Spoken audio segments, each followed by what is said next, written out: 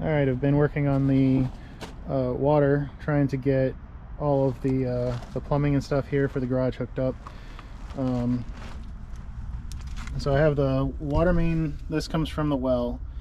So this irrigation was run by a company, I guess about 2 years ago. So I tapped in and removed the hydrant. The hydrant was here, had a box and everything. So I dug this hole up, accidentally pulled on this line, so broke all the hydrant pieces. So I decided to go ahead and I just cut this line and then went and got all the PEX tubing and fittings and all that, and then just patched in with some more 1-inch poly, and then started taking it down to 3/4 inch PEX. So I've got 2 valves. This one comes into going into the garage. This one goes to the hydrant. So those will sit inside of that box. I'll put it over here, and then the lines, come out here on an elbow. One goes to the hydrant. The other one comes in here, and I put some heat tape so that make sure that the water doesn't, that water line doesn't freeze in the winter. So I've got it heat taped, super insulated, wrapped, and then I just stuck it in this 4-inch PVC pipe. I got to dress this up and seal it, but I'll seal this up with a whole bunch of insulation foam so that no water and anything can get down in there. But that just should help kind of protect that line a little bit more, since normally they come in through like your foundation. And then I'm going to strap in and put ways to try to keep this hydrant from moving around and flapping, so it's a little bit more solid. And this is the drain valve, or the drain line coming down from the sink right now.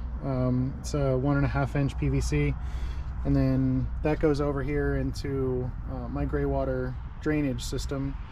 So I just tapped in with a sanity there so that it goes towards the drain down in the ground.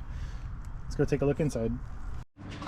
All right, so this is the inside corner of the garage.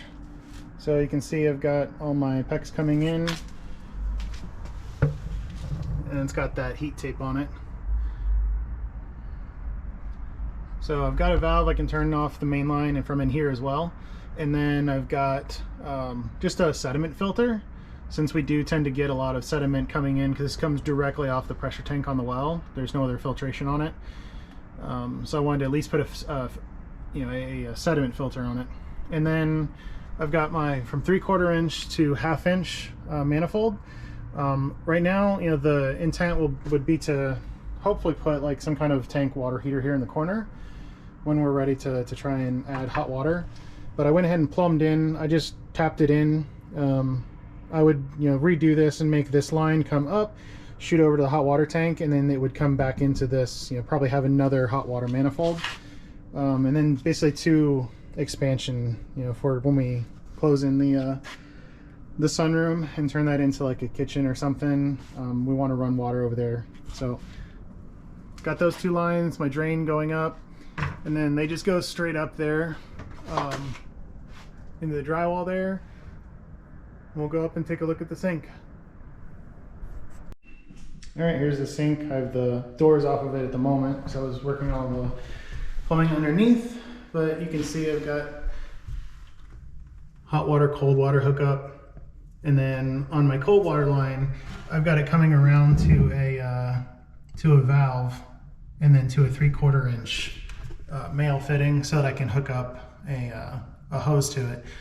We're going to mount a retractable hose reel here, and we'll just come through the cabinet to connect it to that fitting, and then that way we've got a hose that we can pull out to fill up the water gardens and the tower gardens and everything. So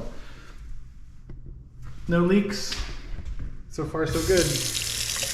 Water works. And unlike the kitchen sink, it actually retracts properly. So, yay, got water. Got water.